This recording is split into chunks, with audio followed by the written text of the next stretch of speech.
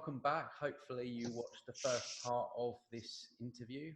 If you didn't, I've got the fascinating Jerry Marzinsky with me, who is a licensed psychotherapist with over 35 years of experience and has seen a lot of stuff in his years, as we know from the first part. And Jerry's website is, I've written it down, www.keyholejourney.com. And we were just finished the last part on a story you were telling us, and we were just getting to the juicy parts of what you were saying to these voices that might get on their nerves, let's say. Just wondered if you could share a little bit more about that. Yeah, it started off, you know, like you said, in the state hospital with stuff like the 23rd Psalm and prayers. That they didn't like that at all. Then when I got into the prison, I had more freedom to, you know, at the state hospital, they didn't want you upsetting these guys, you know, and asking questions about their voices upset the voices. So some of them did get upset.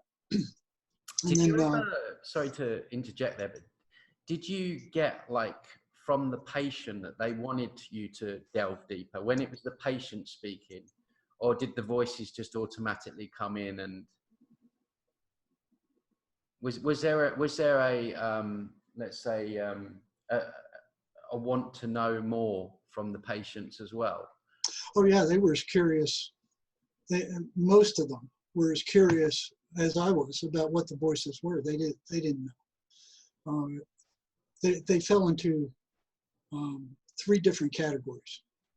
that doesn't have to do with upsetting them, but there were 3 categories. One were the ones who knew that the voices weren't who they were, that these were entities that most of them called demons.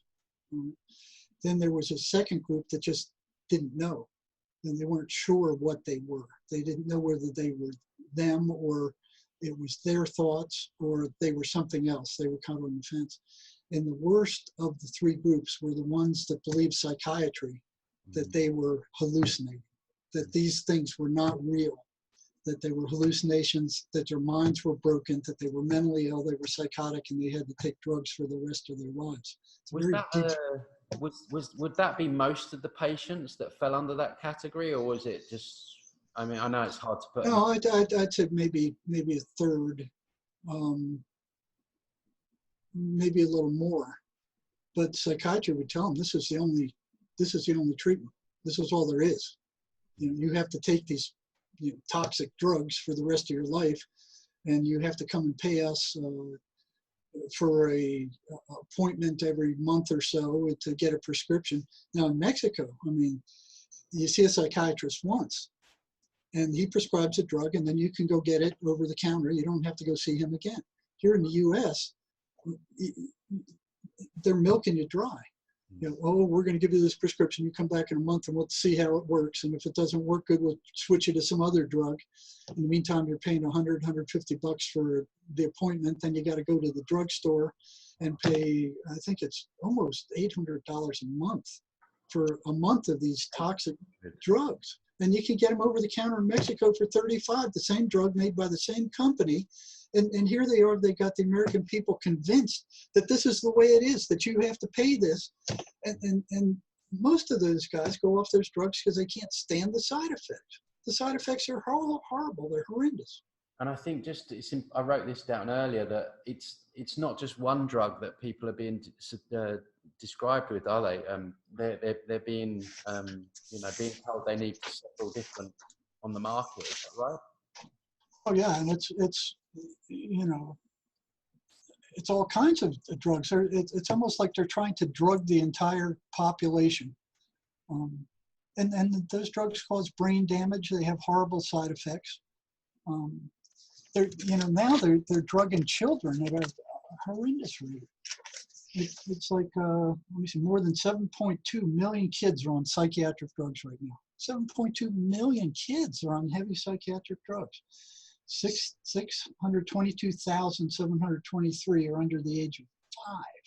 Wow. 80,235 on ADHD drugs, 38,534 on antidepressants, 85,143 on antipsychotics, 389,558 on anti-anxiety drugs, and these are friggin' kids. You know, Unbelievable. I mean,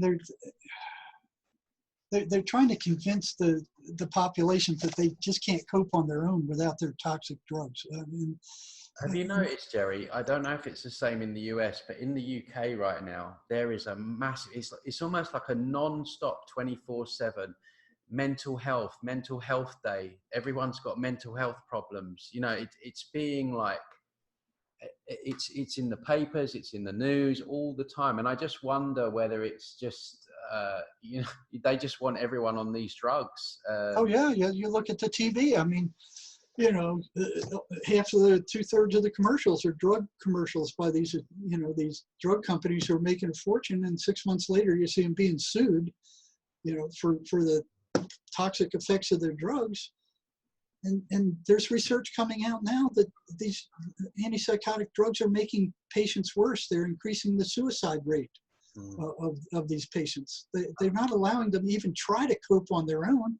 They go, oh yeah, you can't deal with life on your own. You got to take these drugs. I mean, you know, you feel bad, yeah, we got something for it. And they make up these stupid names, and these antipsychotic drugs they have nowadays aren't significantly better than the old ones, the Thorazine that they were using years ago. They have less side effects, but they're not significantly more effective. Yeah. And also, I think the reason they're doing this is a lot of these drugs, it makes people docile. I mean, you've spoken earlier about how they push these drugs and it kind of quells these voices, but it also makes people docile. And I think what they're looking for at the moment is the population to stand down. Oh yeah. Roll in all these different agendas, and obviously, you know, we know that there's this new world order and all that stuff. And if everyone's drugged up, they're not. They're certainly not going to show any resistance to what's going on. So I think you've got that plays into this as well. Well, that's exactly right. And you know, here's a statement made by a psychiatrist, General J.R. Reeves, a psychiatrist. He stood before the annual meeting of the National Council for Mental Health to outline psychiatry's ambitions for the future. Now, this was on June 18, 1940, so starting all the way back then.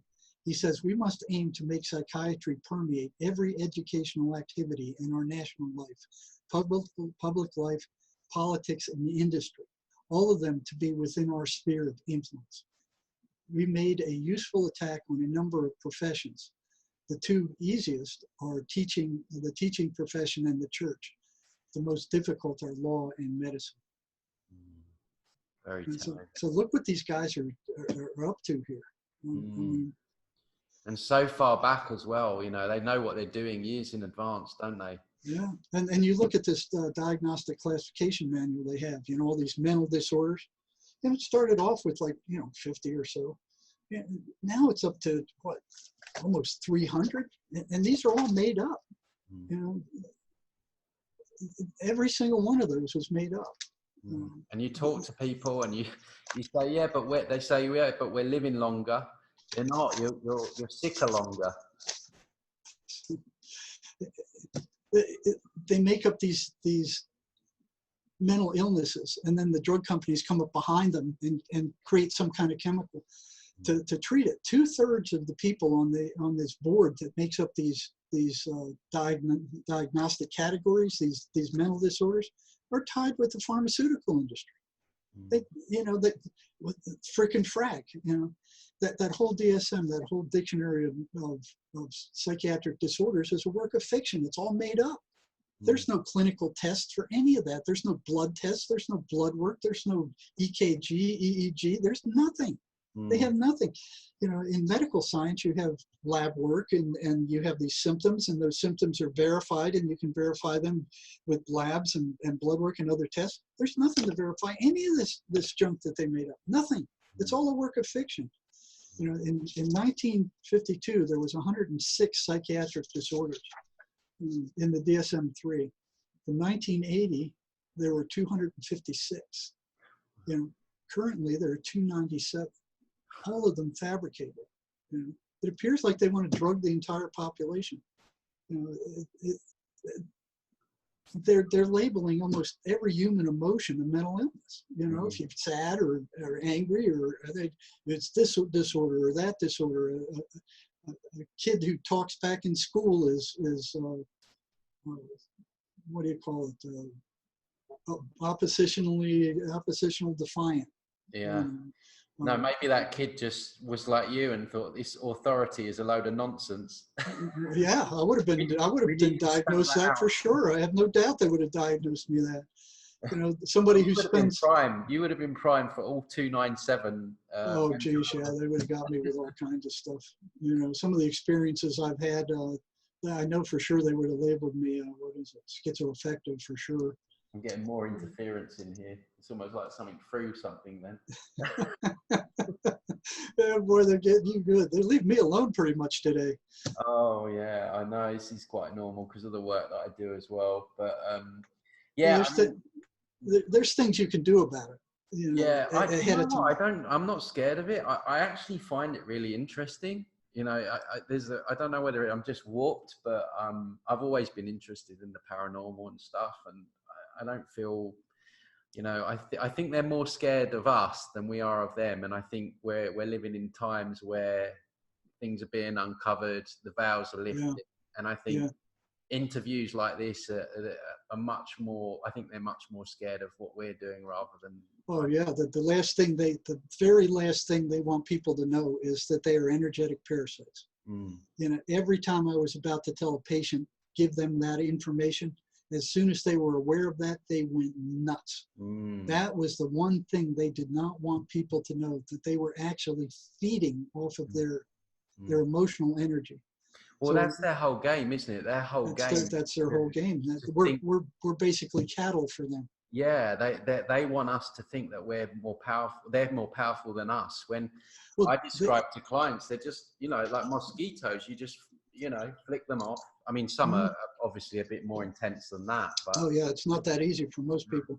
But they don't want to be discovered at all. They want you to think that the negative thoughts flowing into your head belong to you, that they're yours, and not theirs. That there is, you look at it. You can pull back and you can watch your thoughts. You can watch them materialize in your head. You got a voice talking to you in your head all the time. Who's listening? Who's the one who's listening to that voice? Yeah. That's you. That constant talk in there is your history, and that's them injecting negative, fearful thoughts of all kinds in there, and everybody gets hit by them. It's not the schizophrenics are the ones they're in the far end of the thing, but everybody's getting hit by them all the time. Oh, yeah. Virtually every negative thought that enters your head about yourself or somebody else is put there by them to get a negative emotional reaction. And then if you act on it, then that intensifies. So like pouring gasoline on the fire, and they feed off of that negative emotional energy that results. That's their food. Yeah. They can get you in a war or in a fight. I mean, a war, the prison is a friggin' hog's trough for them. Right. They feed on those guys constantly. That place is constantly in uproar and fear and paranoia, and it's a pit of negativity. And then they put these psychotic guys in the prison because they've closed down all the state hospitals in the U.S. They're brutalized. They're go to gangs. They get into fights. They don't give them proper medical care. They skimp on the antipsychotic drugs, and after 10 years or so, with that, they're crazier than they were to start with, and then they release them on the street because they've done their time, and they wreak havoc on society. I mean, it's like I've seen some that they released. I knew they were going to kill somebody, and within 6 months they were going to kill somebody. Yeah. But they've done their time. Yeah. That's another crazy thing. Somebody escapes from prison and it hits the newspaper and everybody be afraid, lock your doors. There's a murderer out there and he's walking around your neighborhood. They're releasing 25 or 30 murderers a day from the prison into society and nobody says a word. They give them $50 and say, be on your way. When you run out of antipsychotic drugs, go to the nearest emergency room and get some more. So the emergency rooms are flooded with crazy people. They're trying to get these things, and most of them don't want to take them anyway. And then when they do get referred to a mental health center, it's just a big revolving door. They get the meds, they go on them for a while, they stabilize them, they milk them, their insurance company or them for all they can get, and then they turn them loose when the insurance runs out. They take the drugs for a few months, and after a while they can't stand them. They go off them, they go crazy again, and then they're brought back in. It's just a big revolving door that they're not. All they're doing is suppressing the symptoms, and nothing is being treated. Nothing is being cured. They don't want a cure. Yeah. Look what they did with what they did. They cut down the number of kids because they were spending hardly any money on schizophrenics, hardly any, and so they got hit for that. So here's an article from, I think this came from the Wall Street Journal. And it says, the wonders are the ways of Washington. They said in a single day, the federal government officially reduced the number of people with schizophrenia in the United States from 2.8 million to 750,000. With a change of the National Institute of Mental Health's website in 2017, 2 million people with schizophrenia disappeared. This is their way of handling it. Wow. 2.8 million estimate, or 1.1 of the percent of the adult population has been the official standard for the U.S. since the 1980s, when the last major prevalence survey was carried out. The figure was provided to Congress in 1933 and used for national estimates such as the cost of schizophrenia. The National Mental Health Institute Director Joshua Gordon wrote in the Psychiatric Times that 1.1% figure is no longer scientifically defensible. In view of the most recent findings comes a 2001-3 National Comorbidity Survey, which included only those who lived at home and acknowledged symptoms of schizophrenia. It excluded those in hospitals, nursing homes, group homes, jails, prisons, homeless shelters, and most of them are in prison now. Homeless shelters and on the streets. Nor did it include the people with schizophrenia among the 29% who refused to participate in the survey. In short, 750,000 estimate, or 0.3% of the adult population, was an absurd undercount, obvious to anyone with knowledge on the subject. Why would the Federal Health Agency want to make 2 million patients disappear? Welcome to Washington. So what it is, the National Mental Health Institute spent $254 million on schizophrenia research with 2.8 million people affected. That was only $90.71 per patient. The expenditure for Alzheimer's was 162.98 per patient, 929 million for 5.7 million people with Parkinsonian's disease. So here they're spending all this money on all these other diseases. And already they're not spending anything on schizophrenia research because they're barking up the wrong tree. They're going, whoa, it's a they know what it really is. No, they don't know what it is. They think it's a chemical imbalance still, and that's what they're still putting. They have no idea what it is or how to treat it really, and they're not open to it. I read that letter from that professor in wherever it was over in England. I mean, so they can't conceive of a disease that does not have a physical cause or a physical cure. It's outside of their box. Shamans have been curing this stuff for thousands of years. You look at the Bible, I mean, there's like 25 incidents where Jesus cast out these demons out of people and they returned to normal. So here's a Christian society that's ignoring what the Bible is telling them. Just turning their back on it, and science is going, well, we're science, we're psychiatrists, we went to all this medical school, we know what's going on. They don't know crap. They don't know crap.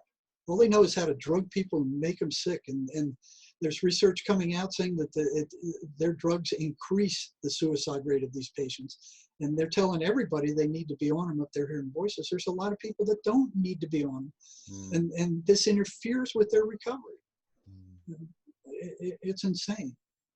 It's insane what they're doing. It's just insane. Yeah. But we were talking earlier about the voices getting pissed off. Yeah.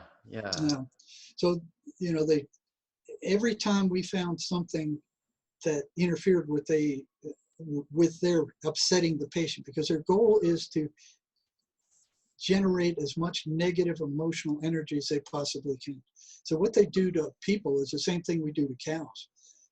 They hit them, and this is everybody. Everybody has had these a thought just barge into their head, which was a horrible, nasty thought that just shocked them. The last one I remember to me, I've got a beautiful Alaskan husky here. Sometimes she gets a little rowdy, but I was in the backyard out here. We don't mow grass. We take a machete and cut the cactus off of things. So I'm out there, trimming back the cactus, and here's this voice comes into my head. This thought comes into my head. The dog was next to me, and I'm not doing anything bad. It goes, cut her head off. I'm like, what? What? I'm like, what? And it's like I'm feeling guilty. I'm like, where did that come from? And I'd never do that. And then it's all this turmoil, like, and I'm like looking at the, it's like, which is the energy they feed on, right? So that's it. They got a good drink out of that one. Yeah, exactly.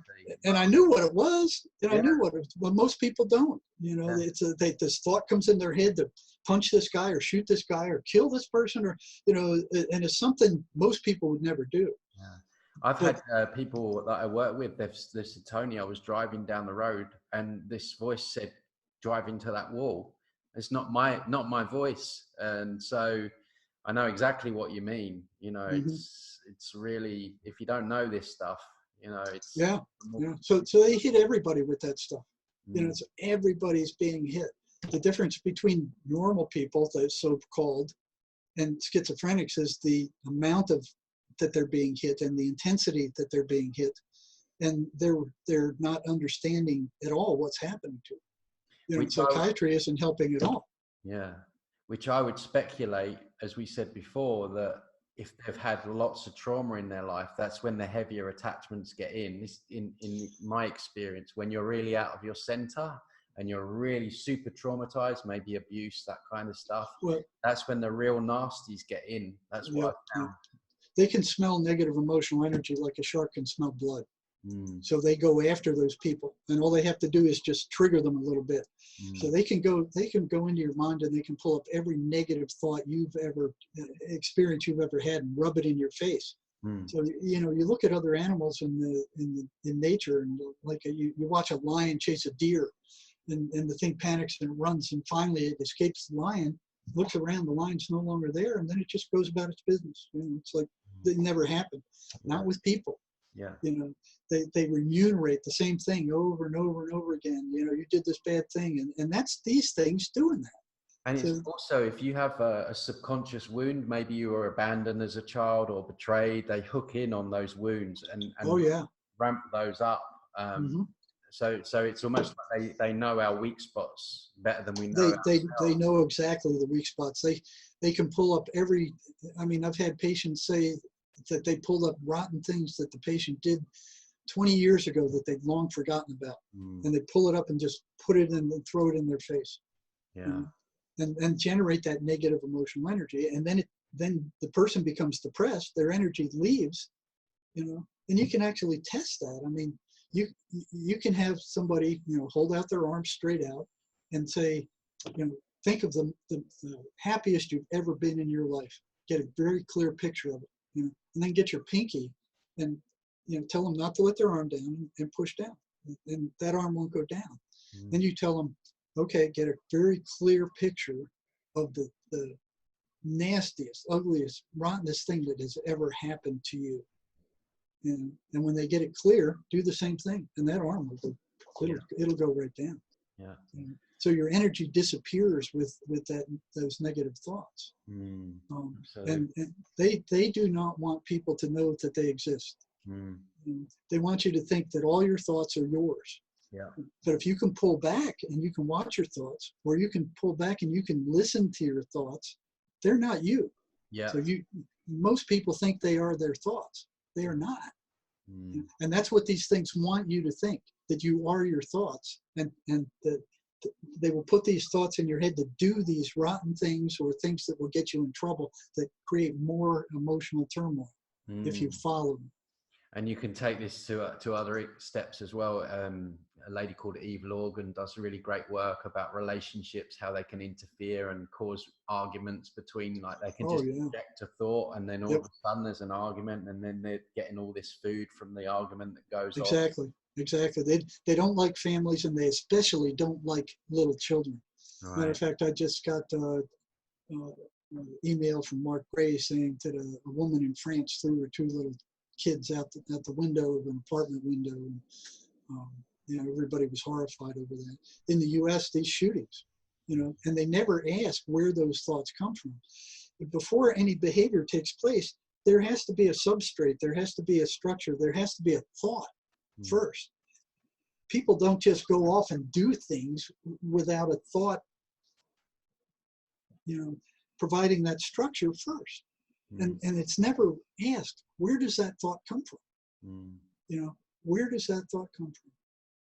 And they can't conceive that it would come from somewhere outside themselves, but that's exactly what's happening. And there's a Christian mystic, Emanuel Swedenborg, 700 years ago, who lays all this out. He was able to, he was one of the top scientists of his day. He was the chief mining engineer for the Queen of Sweden. He discovered all kinds of things. He was a brilliant man.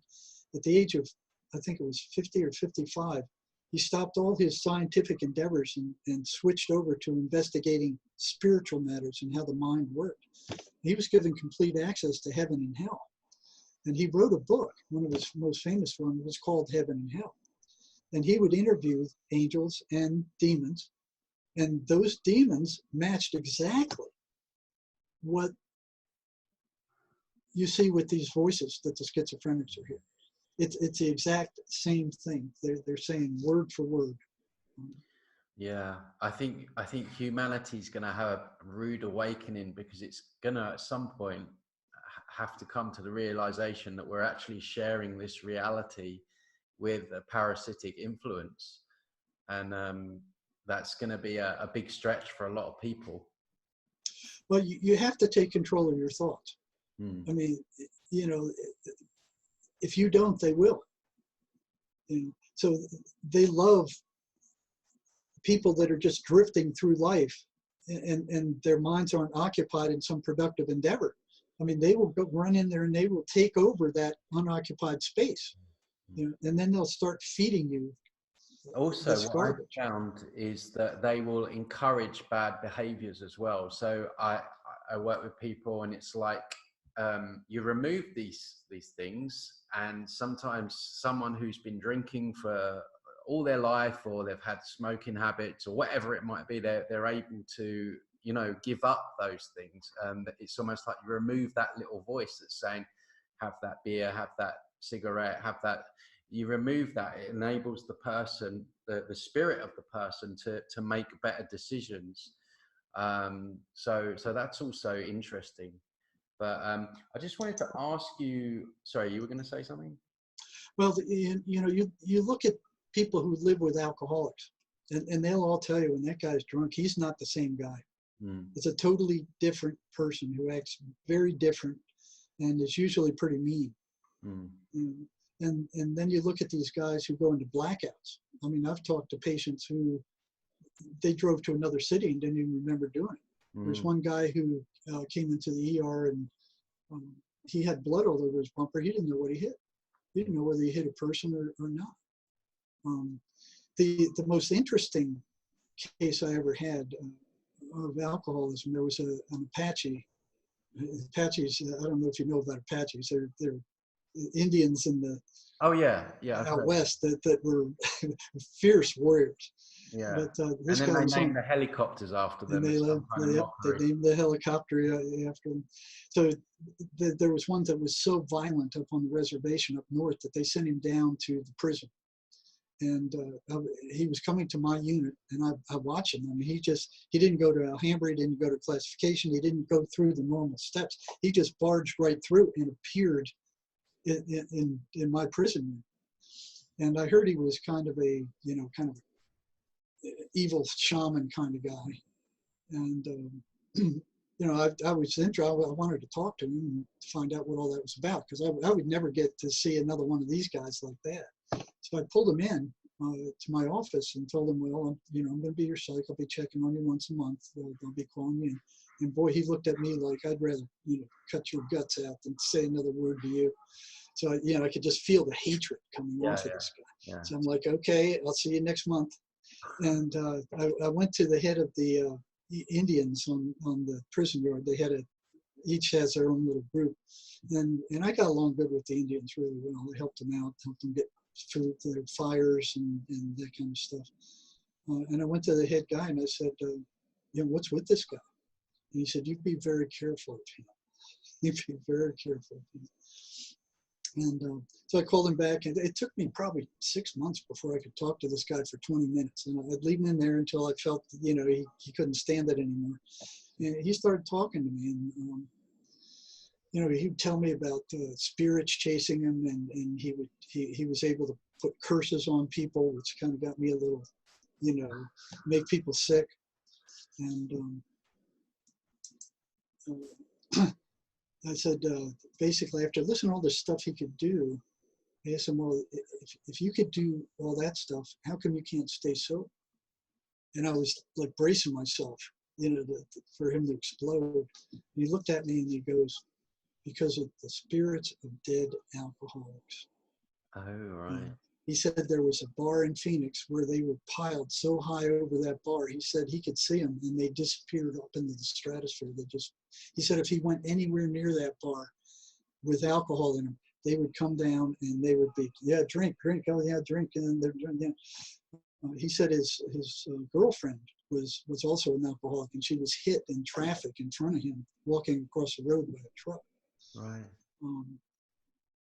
So he said it was the spirits of dead alcoholics who couldn't get drunk in the spiritual form they were in, but they hadn't moved on.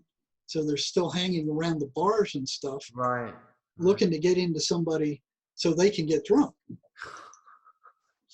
That's why they call them spirits, huh? Well, that's what they call them, spirits. Matter of fact, Van Dusen, he's a clinical psychologist who worked in a state hospital in California. So I met him and worked with him probably for maybe 2-3 years before he died of cancer. And one of his, he was talking to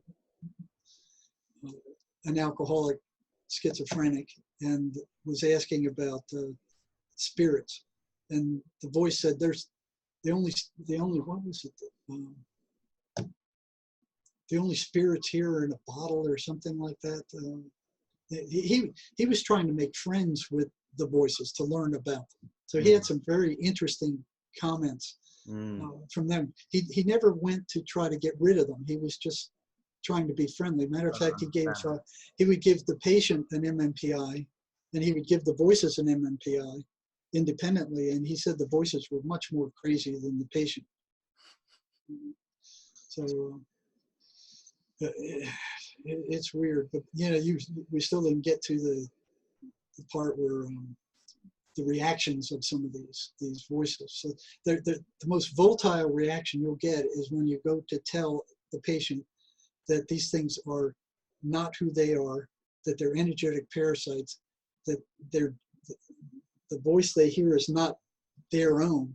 It belongs to this entity, and that they're putting negative thoughts in their head to drain them. Now, you have to be careful about who you're going to tell that to, whether they're ready for that kind of information or not. And families. Did you have any violence towards you when you said any of this?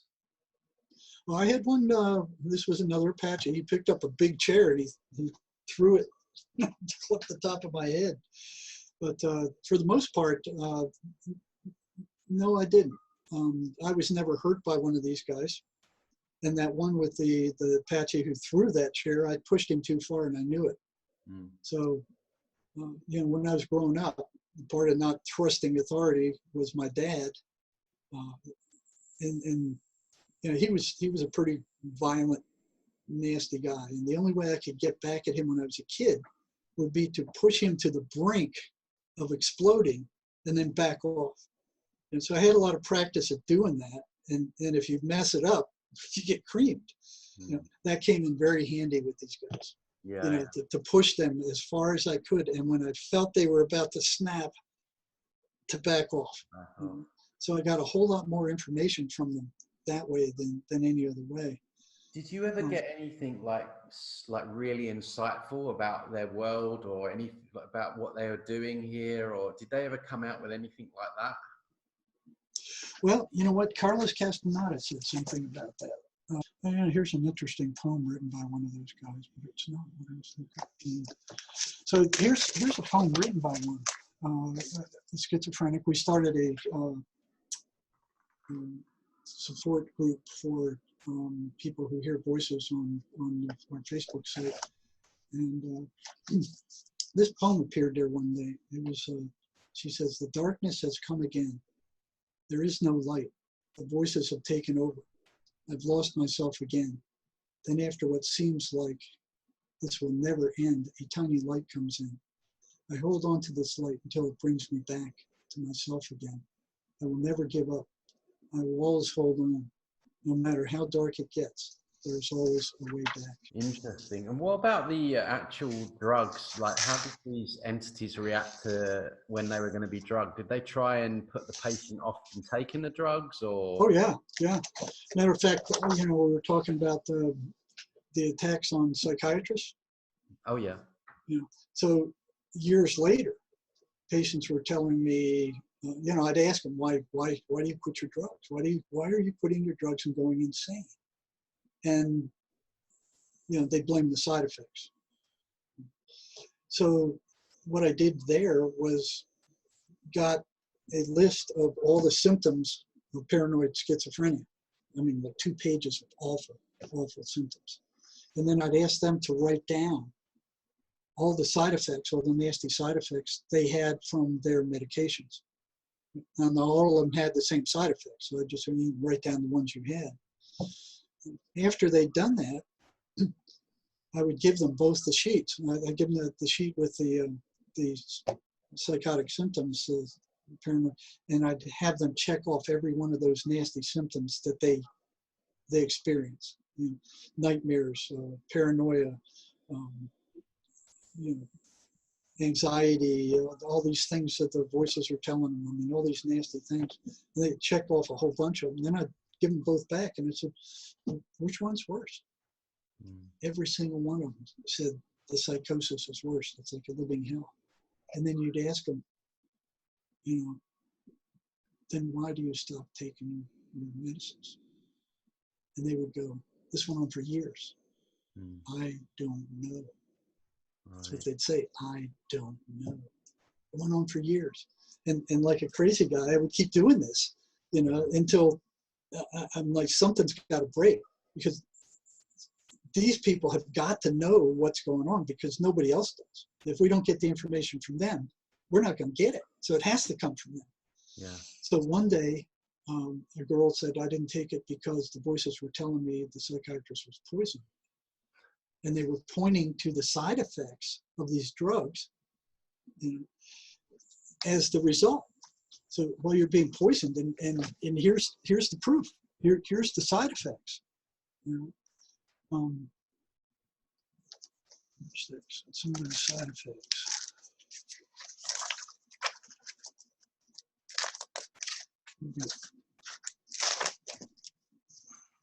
So here's some of the side effects of these things: muscle rigidity, slowed movements, dystonia, involuntary muscle movements and contractions, muscle tremor, restlessness, feeling like one needs to be in constant movement, tardive dyskinesia, neuroleptic malignant syndrome, that's life-threatening, fever, sweating, irregular heartbeat, blood pressure changes, altered mental status, confusion, disorientation,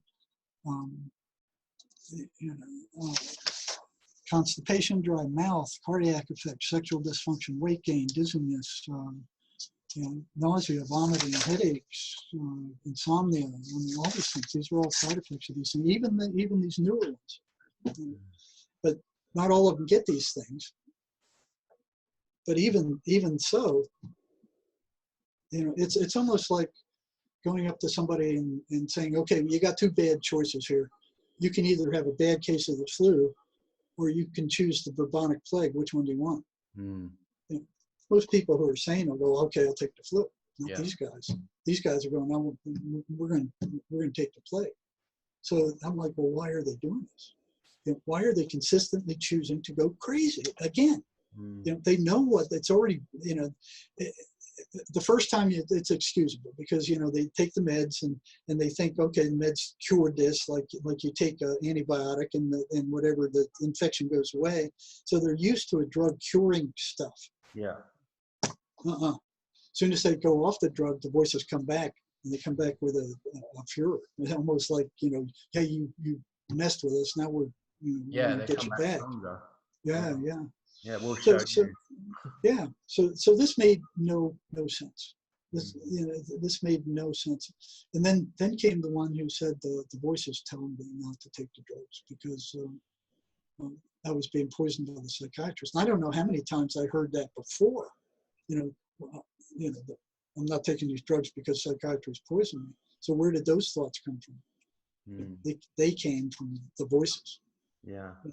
And that's the first thing they go after is the meds, because the meds are calming these people down, and that's the only reason they work. They don't work because of any chemical imbalance. They're major tranquilizers. They work because they calm these guys down, and the voices have to work much harder to upset them to get that negative emotional energy that they feed off of. Yeah, it's like a vicious circle. Yeah. So, all these things are doing is suppressing the symptoms, but they're causing physiological damage in the meantime. So the voices don't want them taking this stuff. So the first thing they go after is the meds. Interesting.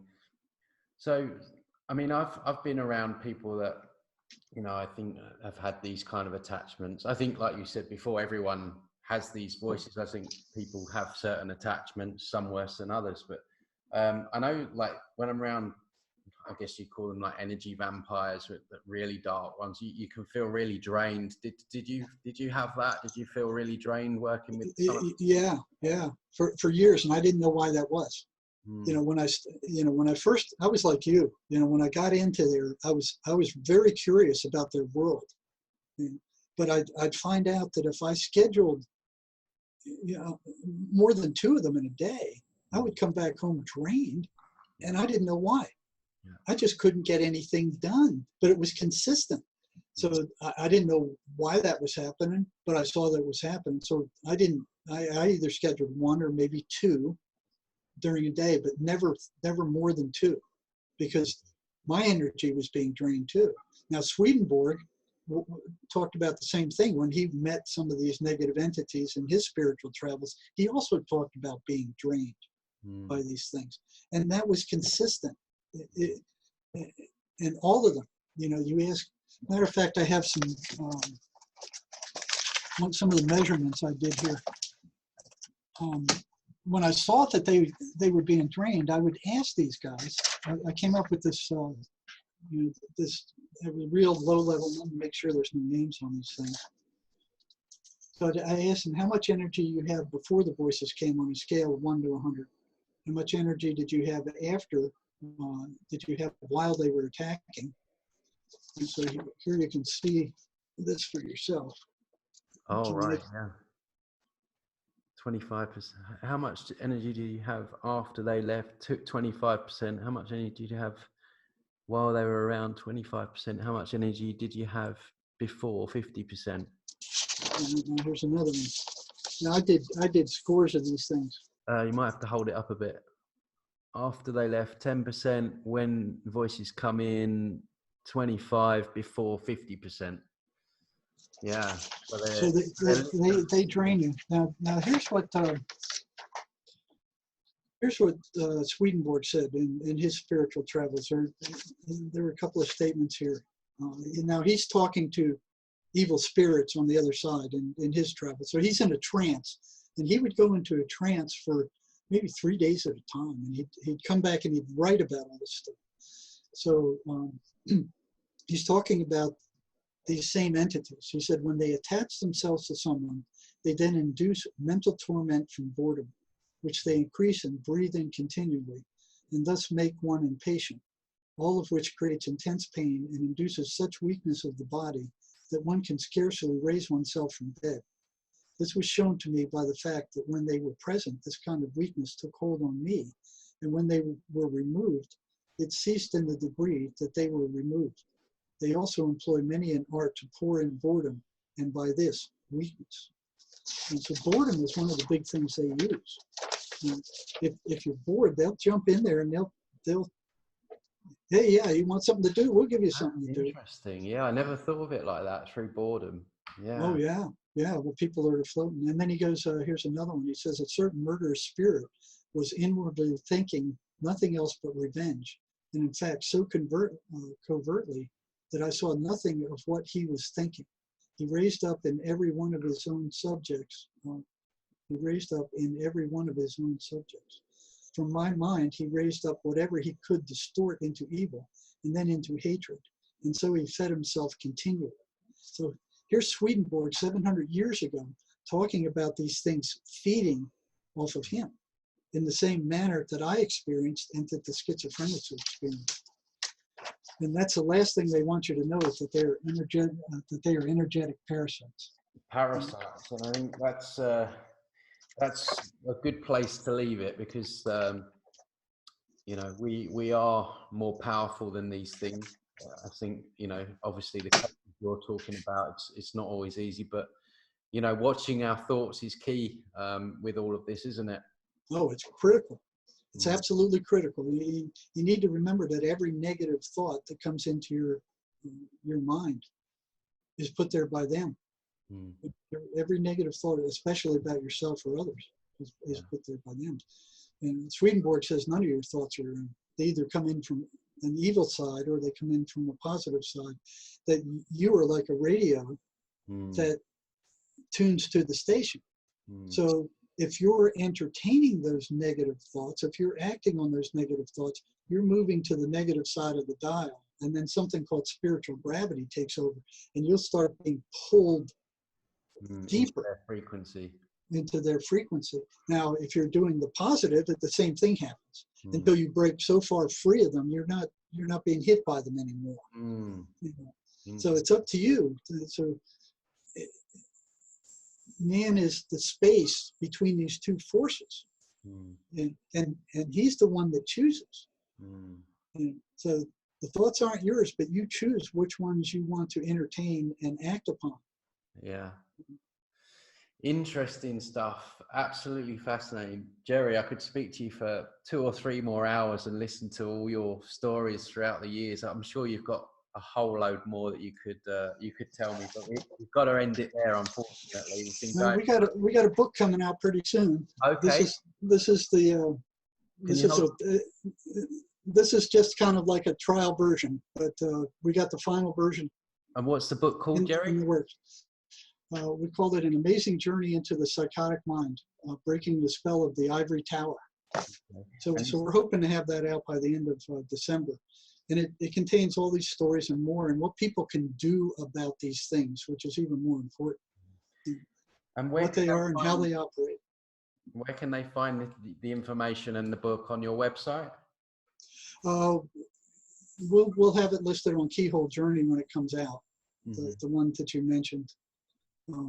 And then we'll start our own website when we get this done. But we've been pouring a lot of time into it to make sure it contains the kind of information that will teach people both what these things are, how they operate, and what they can do about them.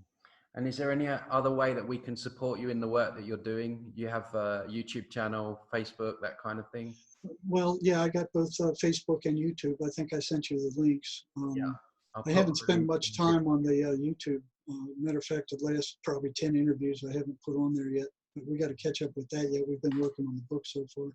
Sure. But all you guys listening tonight, you're supposed to be here. You were pulled in here to listen to this from whatever you were doing in life, And it's no accident that you're hearing this, because you're ready to. Yeah. And thank you for Tony for giving us the opportunity to get this information out. No, you're welcome. I'll put all the links to your website and everything down below in the description so people can find you.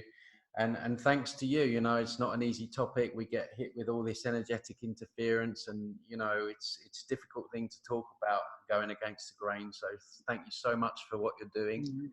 And go on. Right. After you get the information out, if your audience has any questions, I'd be glad to come back and answer them. Yeah, sure. No worries. We'll do a follow-up one for sure. And Okay. if anyone's got any questions, leave them in the comments below. And yeah, perhaps we'll arrange a Q&A or something like that. But yeah, thank you so much for your time. And guys, thanks for watching. Please don't forget to subscribe, like, and share. It really helps the channel out. Subscribe to my newsletter as well, because I don't know how long we're all going to be up on YouTube with the censorship stuff. So I'll put the link into the description with that as well. And yeah, have a great day.